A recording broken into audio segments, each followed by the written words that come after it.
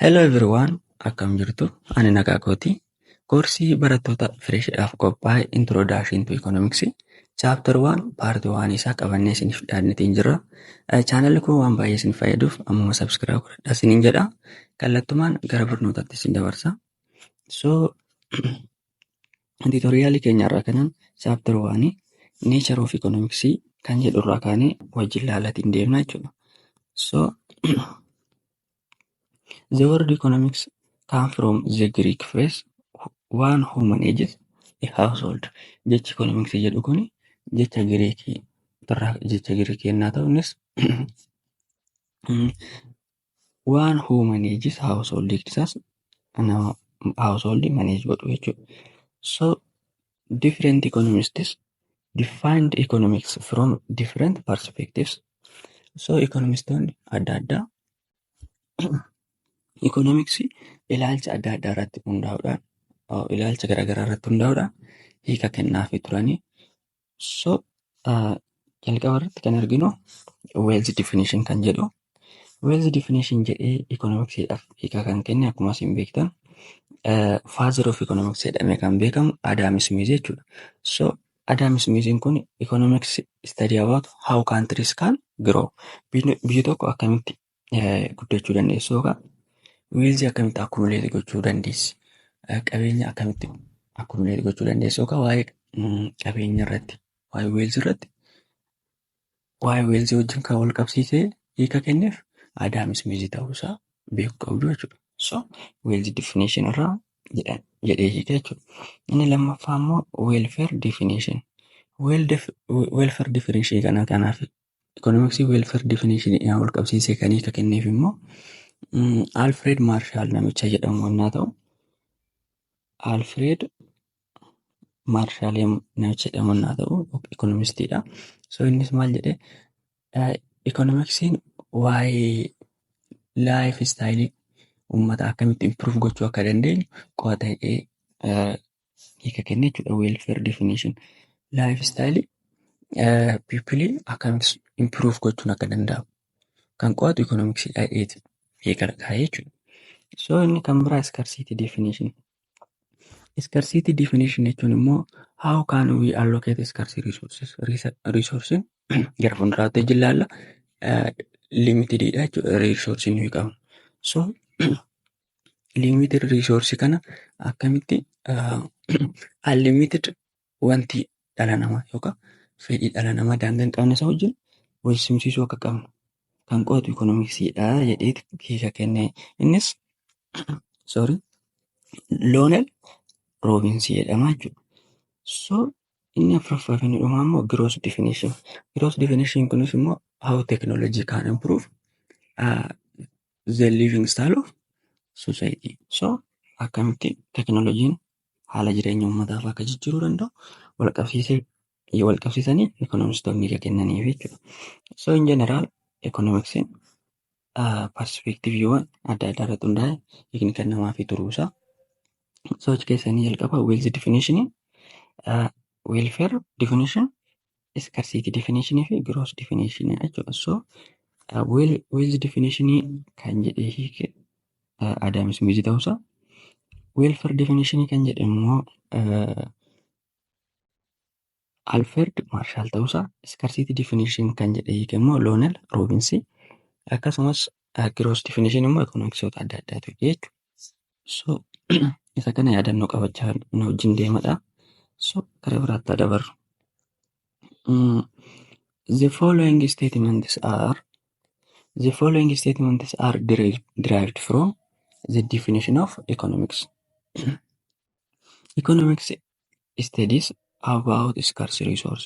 So warreen armaan gaditti nu ilaallu kuni derived from definition of economics yookaan hiika economics irraa warreen argamanii jechuudha.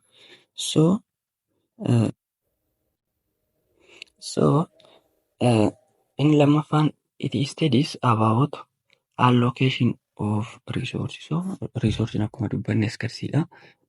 So scarce resources immoo akkamitti allocate goonu yookiin fedhii dhala namaa daangaa hin qabne isa wajjin akkamitti wal simsiisuu dandeenya jedhee kan qo'atu economicsiidha. As well allocation should be efficient. So human needs are unlimited. Fedhiin dhala namaa daangaa hin qabu.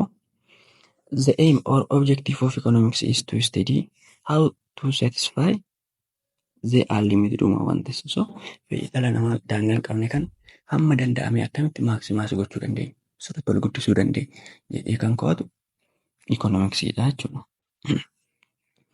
Up to the maximum possible degree by allocating the resources efficiently jechuudha. So amma hiika economicsii bifa kanaan gaafa laalle analysis of economics yaa laallu jechuudha. So economicsiin iddoowwan gurguddoo lamatti qoodama. Biraanchii hedduu of jalaallee haa qabaatu malee iddoowwan gurguddoo extentii yookaan focus area isaa haala qo'annoo isaa irratti hundaa'e iddoowwan lamatti qoodama. Innis microeconomicsii fi as you can see here microeconomics and macroeconomics, which means MI and MA. Hiikni isaanii immoo maal akka ta'e wajjin ilaalla jechuudha. So biraanchiiwwan economicsii gurguddoon lamaan micro fi macroeconomicsii ta'uu isaanii beekuu qabdu jechuudha. So let us start from microeconomics. Microeconomics is concerned with the economic behavior of individual decision-making units such as households, farms, markets, and industries. So as keessatti household jechuun namoota dhuunfaa jechuudha. Farm jechuun immoo farmiin producer yookaan warreen produce godhanii jechuudha. So microeconomicsiin kun immoo waa'ee namoota dhuunfaa, haala jireenya namoota dhuunfaa akkasumas household fi individual jaseemidha. Farmis waa'ee individual farmii dhuunfaa irratti waa'ee dhuunfaa isaanii qo'ata jechuudha. So piraayisii isaanii kan qo'atu microeconomicsiidha jechuudha. So microeconomics jechuun not small waa'ee individual decision making yaa qo'atu iyyuu malee microeconomics jechuun xiqqaadha jechuu keenyaa miti jechuudha. So gadi bu'eetu qo'ata garuu. In other words, it deals with how households and farms make decision and how they interact in specific market. Akkamitti immoo decisionii akka kennan kan qo'atu microeconomicsiidha jechuudha.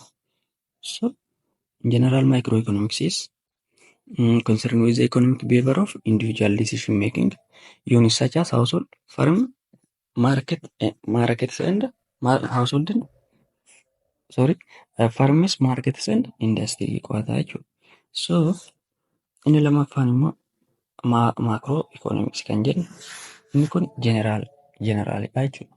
So it's a branch of economics that deals with the effects and the consequences of the aggregate behavior of all decision-making units in a certain economy. It looks at the economy as whole. Economy akka waliigalaatti kan qo'atudha. Waa'ee nama dhuunfaa hin qo'atu, waa'ee individual farmii hin qo'atu, waa'ee individual industry hin qo'atu. So as a general, as a whole. So akka waliigalaatti kan qo'atu macroeconomics jennaan jechuudha. So fakkeenyaaf unemployment rate fudhachuu dandeenya.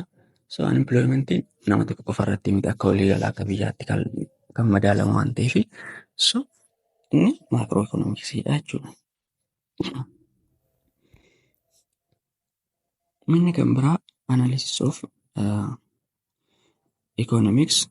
There are two analysis of economics, positive and normative analysis. Maal jechuu akka ta'anii kasaan immoo tokko tokko wajjin laalla na faana tura ammas. Positive economics means it is concerned with the analysis of facts and attempts to describe the world as it is. Addunyaan tun akkuma jirtutti ragaa arganne sana yookaan faaktii qorannoodhaan arganne sana akkuma jirutti kan lafa keenyu Maanni positive economics jechuudha.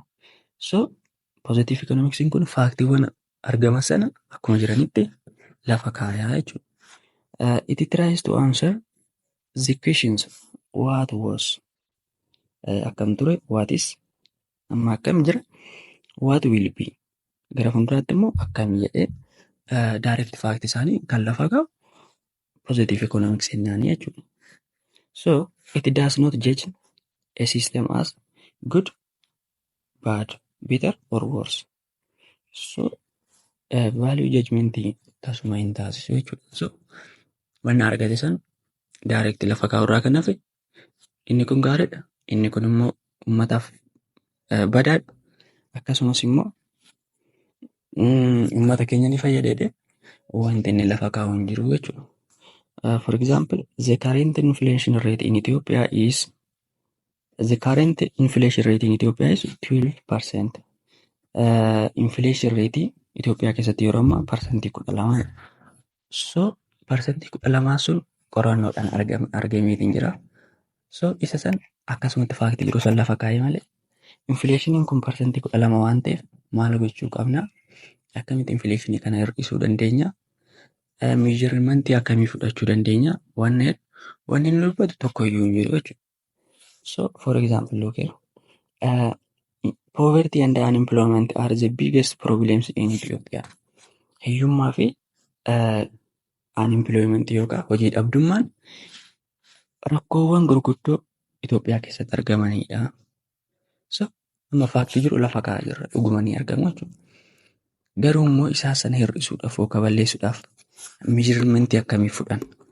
Akkam yoo goone unemployment hir'isna, akkam yoo goone hiyyummaa xiqqeessina. So isaan kun as keessatti wanni ilaalamaa jiran jechuudha. Kallattuma wanta jiru san lafa kaa'aa jirra. Ammas the life expectancy at birth. The life expectancy at birth in Ethiopia is rising. So maal gochuu qabnaa hin jiru jechuudha. Kanaafuu positive economics akkamitti hubattu? Positive economics is analysis of facts and attempts to describe the world as it is.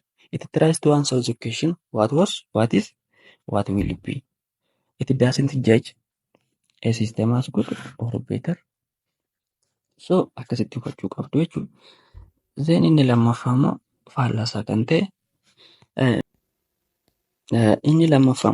kan ta'e normative economics kan jedhu jillaan jechuudha. Normative economics deals with the question like what ought to be or what the economy should be. Inni kun immoo meeshaalee mataa isaa danda'e fudhata jechuudha. So maal goone akkamitti akka sirreessuu dandeenya? Probleemii sana akkamitti minimaas gochuu akka dandeenya? Isaa sana meeshaalee mataa isaa akka fudhatu normative economics jennaan jechuudha. So it evaluates the desirability of alternative outcomes based on one's value judgment about what is good or what is bad. Example, the poor should pay no taxes. So hiyyeeyyiin taaksii kaffaluu hin qaban jechuudha. Kanaafuu meeshaalee fudhateera taaksii kaffaluu hin qaba. So taaksii waan hin kaffalleef maybe amma ta'e inkaam isaanirraa didaakshinii yookaan wanti hir'atu waan hin jirreef fayyadamuu danda'u jechuudha. So wanna nyaatan argachuu danda'u, agatee hin miidhamanii jechuudha. Inni kan biraa there is a need for intervention of government in the economy. Governmentiin economy biyyaa keessa galuu qaba. Because of what? Sababni isaas governmentiin economy biyyaa keessa gale furmaanni argamuu danda'a waan yaadaruuf meeshaalee mataa isaa fudhachaa jira jechuudha. Yaada isatti fakkaate sana kuni ta'uu qaba jedhee murteessatiin kan jiru. Females ought to be given job opportunities. So shamarraniif carraan hojii kennamuu qaba. So carraan hojii gaafa kennameef immoo unemployment rateen gara shamarraniitiin jiru hir'achaa akka jiru agarsiisaatiin jira. So normative economics deals with the question like what ought to be kan jedhu wajjin kan hojjetu. Akkasumas immoo it evaluates the desirability of alternative outcomes based on one's value judgment. Value judgment akka kennu yookaan judge akka godhu hubachuu qabdu jechuudha. Tooppikii biraa iskarsiitii jedhutti haa dabarru.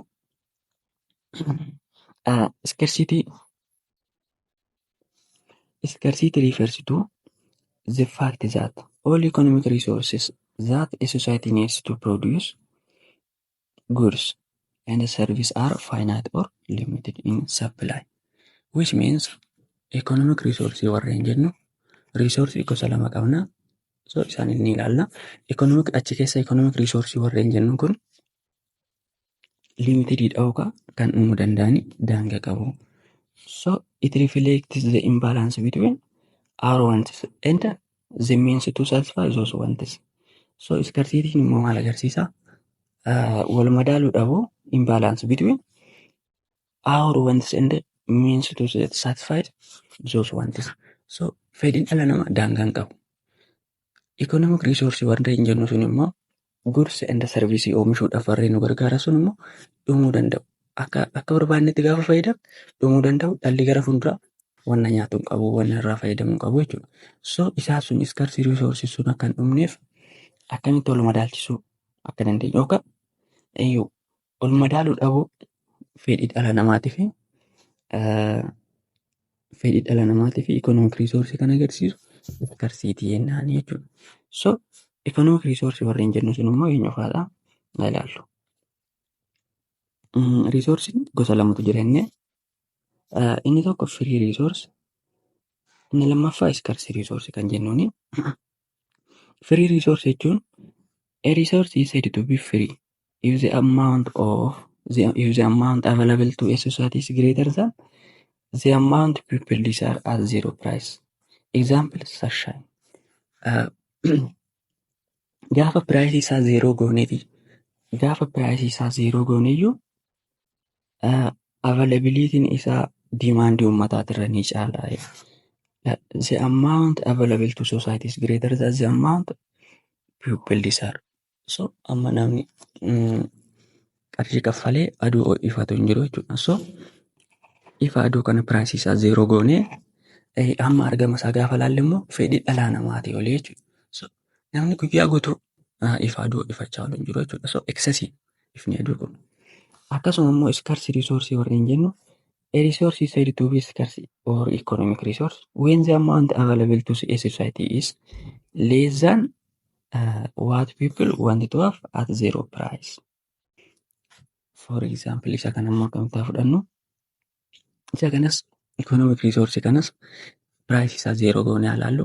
Gaafa price isaa zeeroo goonu kana hammi jiruu fi hammi uummanni barbaadu wal gitaayii isa kamtu caalaa? Asirratti kamtu caalaa? Hammi fedhii dhala namaatu hamma argama isaa caalaa jechuudha. Garuu free resource kanarratti immoo availability yookaan supply amma jiru sun hamma uummanni barbaadu ni caalaa jechuudha. So sirriitti hubachuu qabdu iddoo kana. Fakkeenyaaf haa fudhannu. Lafni economic resource keessaa isa tokko. So piraayisiin lafaa zeeroodha osoo inni. Namni addunyaa kanarra jiru lafa amma barbaade adda qooddachuu qaba osoo inni lafti kun amma nuyi barbaanne ol nu ga'a. So namni kamiyyuu amma barbaadu argachuu hin danda'u jechuudha baay'ina uummataa. So supply lafaa kun dimaandii lafaa sirriitti ni caalaa jechuudha. Kanaafuu piraayisii isaa gaafa zeeroo goone amma barbaadamu sun amma argama isaatii olii. So dimaandiin supplyidha olii. Kanaafuu scarcitytu jira jechuudha. So kanaafuu economic resource kanaan scarce jenna. Gaafa piraayisiidhaan ta'u immoo amma akka inni jechuudha. So free resource fi scarce resource bifa kana yoo hubattan scarce resource warreen jennuun immoo eenyu fa'aa akka ta'an ilaallaa jechuudha. Scarce resource warreen jedhaman arfaan kana jechuudha. Isaanis inni tokko laabor. Laabor jechuun humna namaati jechuudha. Humni namaa namni humna ofii baasee hojii hojjetu tokko maal argata? Weejiitu kaffalamaaf. The reward is wage. So namni hojii humna hojjetu weejii argata jechuudha. Kaffaltiin isaaf kaffalamu weejii jedhama. Inni lammaffaan laandiidha jechuudha. Namni lafa qabu tokko lafa isaa kireessee kiraa lafaa irraa argata waan ta'eef the reward is rent naanii jechuudha. Rent. Kiraa lafa sanarraa argamu. Akkasuma inni sadaffaa kaapitaalidha jechuudha. Asitti illee takka at illee. So capital. The reward is interest. Capital jechuun waan biraati miti investmentiidha jechuudha. Investmentii akkamitti meeshaalee maashinii fa'aa ta'uu danda'a. Maashinii fa'aa binnee gaafa keenya isaa sanarraa intarestii argannaa jechuudha. So kaapitaaliin investmentii wajjin wal fakkaata jechuudha. Inni kan afuraffaan immoo entrepreneurship. Entrepreneurship jechuun entrepreneur gaafa inni nama hojii uumu, nama biizinasa mataasaa uumu tokko jechuudha. So nama aayidiyaa mataasaa kireet godhee hojii uumu kun hojii sanarraa maal argata? Piroofitii argata jechuudha. So economic resource arfaan kana ta'uu isaanii labor, land, capital and entrepreneurship. Labor, land, capital and entrepreneurship. Reward for labor, wage. Reward for land, rent. Reward for capital, interest. And as well the reward for entrepreneurship, profit ta'uusaa qabachuu qabdu. Akkana wajjin jirtan abdiin qaba. Ammas barnoonni keenyatti fufeetuma jira. If resources are scarce, amma immoo toopikii biraa choice kan jedhu ilaalla jechuudha. Choice. If resources are scarce, then output will be limited. So resource inni qabnu gaafa limited yookaan daangaa qabaatan immoo hammi nu oomishuu dandeenyus daangaa qabaa jechuudha. So inputii malee amma barbaannu oomishuu hin dandeenyu. So if the output is limited, hammi oomishnu sun immoo gaafa daangaa qabaate, then we cannot satisfy all of our wants. Hammi oomishamus immoo erga daangaa qabaate fedhii keenya hunda guutuu hin dandeenyu jechuudha. So fedhiin keenya illee daangaa jira jechuudha. So thus choice must be made. So sababa scarce resource hin jiruuf akkasumas immoo sababa scarce resource kanaan output amma barbaannu sababa oomishneef choice dirqama jiraachuu qaba jechuudha. So waan oomishuu qabnu choice gochuu qabna jechuudha. So hunda oomishuu waan hin dandeenyeef akkasumas amma barbaadamu hunda oomishuu waan hin dandeenyeef choice dirqama jiraachuu qaba. So scarcity resulted in limited resource. Limited resource resulted in limited output. Limited output resulted we may not satisfy all our wants. Then choice involves costs. Costiin kun immoo opportunity costidha jechuudha. Scarcity limited resource agarsiisa jechuudha. Limited resource kanaan immoo output amma barbaannu oomishuu hin dandeenyu. So output amma barbaadu oomishaa hin jiru jechuun keenya immoo fedhiin keenya guutamaa hin jiru jechuudha. Akka barbaannutti fedhii keenya satisfy gochuu hin dandeenye. Then choice involves cost. Choicein sun immoo costii qaba jechuudha. So cost sun maal jedhama? Opportunity costidha. So choice bifa kanaan gaafa hubattanii opportunity cost jechuun immoo maal akka ta'e ni ilaalla jechuudha. So opportunity cost is the amount or value of the next best alternative that must be sacrificed or forgone in order to obtain one more unit of a product. So amma product waan fakkeenya salphisne haa ilaallu. Product lama oomishuu dandeenya. Akkasumas immoo scarce resource qaba. Resource nuyi qabu daangaa qaba dhumuu danda'u jechuudha. So productiiwwan lamaan kana hamma barbaannu oomishuu waan hin dandeenyeef gaafa kan isa tokko guddisuu barbaannu oomisha isa tokko immoo gadi xiqqeessuu qabna jechuudha. Dirqama sababa scarce resource saniif. Ammas gaafa isa tokko dabalaa deemnu isa tokko minimize gochuu qabna jechuudha. So inni sun opportunity cost jedhama jechuudha. Gaafa isa tokko in order to obtain gaafa isa tokko arginu isa tokko immoo sacrifice goona. Isa hir'isaa deemna jechuudha. Inni sun opportunity cost jenna. It is measured in goods and services but not in money costs. So qarshiidhaan osoo hin taane costiidhaan osoo hin taane goods and servicesdhaan ibsama jechuudha. Akka amma ilaalle goodsii lama fudhanne. So it should be in line with the principle of substitution. Substitution wajjin yookaan principle substitution wajjin wal fakkaata. Kana jechuun isa tokko gaafa bakka buusu isa tokko hir'isaa waan deemnuuf jechuudha. The production possibility frontier or curve PPF PPF or PPC kan jennu jechuudha. So production possibility frontier jechuun kuni production PPF is a curve that shows the various possible combinations of goods and services that the society can produce given its resources and technology. Teknoolojii fi riisoorsii limitidii qabnu sana irratti hundoofne iddoowwan nuyi various possible combination iddoowwan nuyi goods and services oomishuu itti dandeenyu kan nutti agarsiisudha jechuudha. So possible iddoo itti oomishuu dandeenyu. Iddoo itti oomishuu dandeenyu osoo hin taane iddoo oomishuu itti dandeenyu kan nu agarsiisu PPF yookaan karvii possibility frontier jedhamu kana jechuudha. Maqaa isaarraayyuu hubachuu dandeessu. So assumption jira. Assumption sunis maali?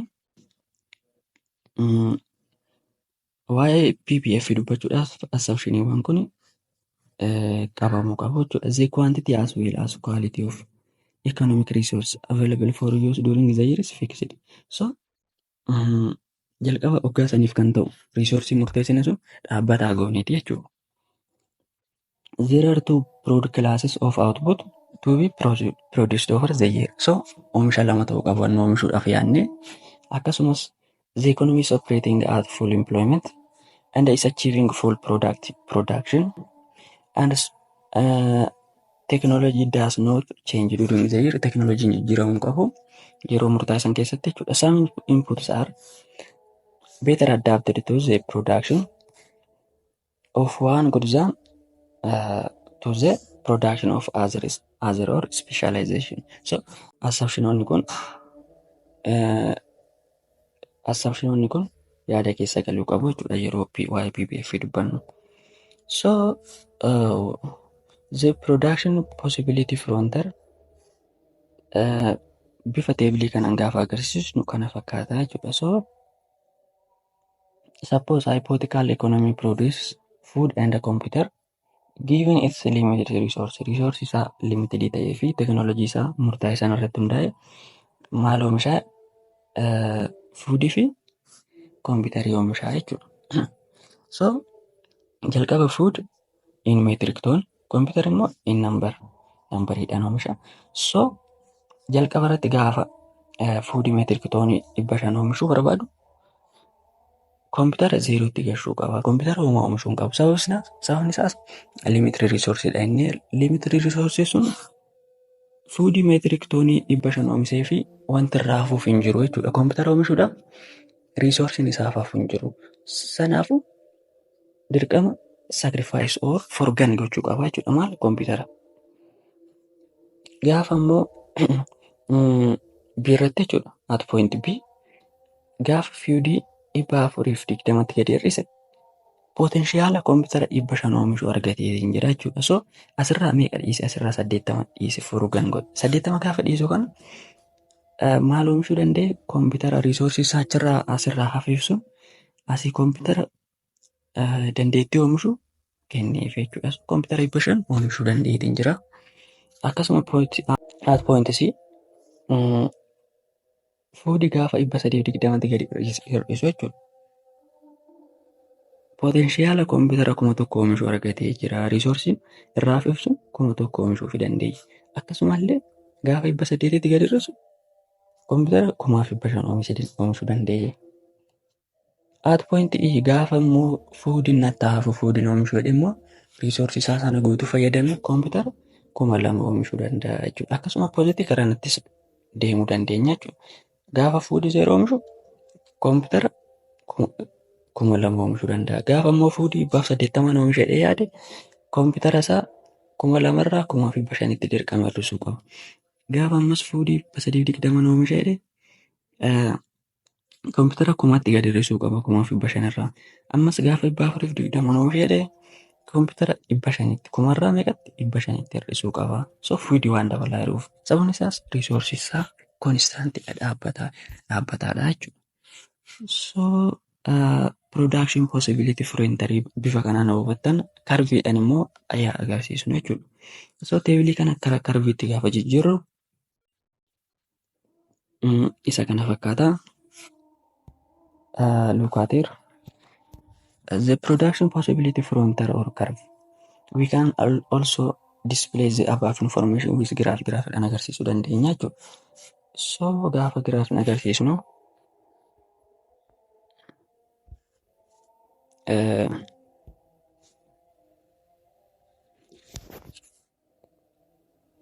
isa kana jechuudha kan amma ilaalaatiin turre.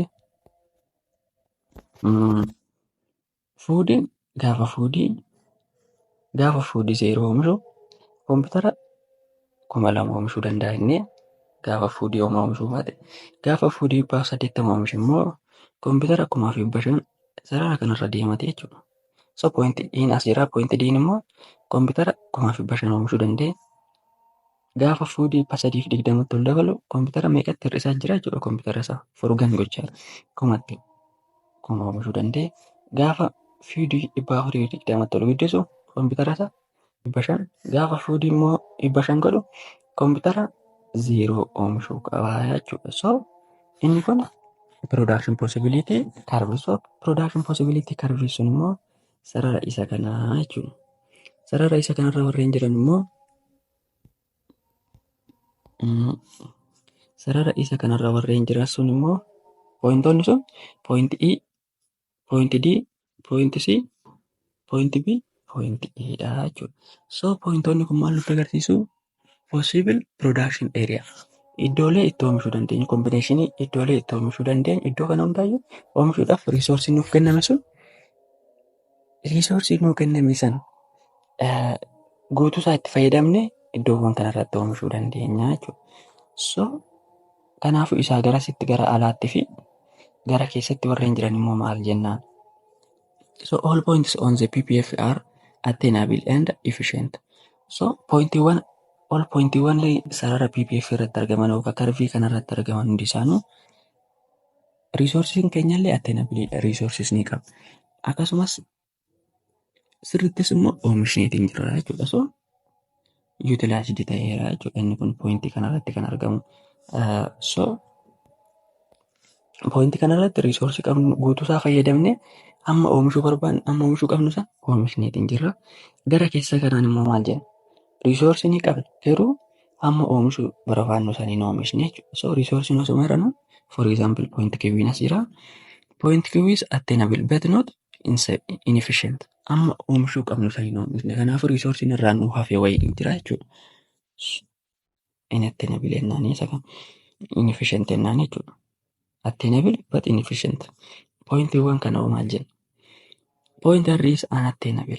Tasuma asirra keessa kanatti oomishuu hin dandeenyu. So sababni isaas maaliif riisoorsiin qabnu kan isa finnee oomishne. Kanaafuu unattainableedha jechuudha. So unattainable dhaan inefficient. Oomishuu hin dandeenyu riisoorsii hin qabu. So PPF bifa kanaan hubattan jedhee abdeetiin qaba. Inni itti aanu the PPF describes the three important concepts jedha.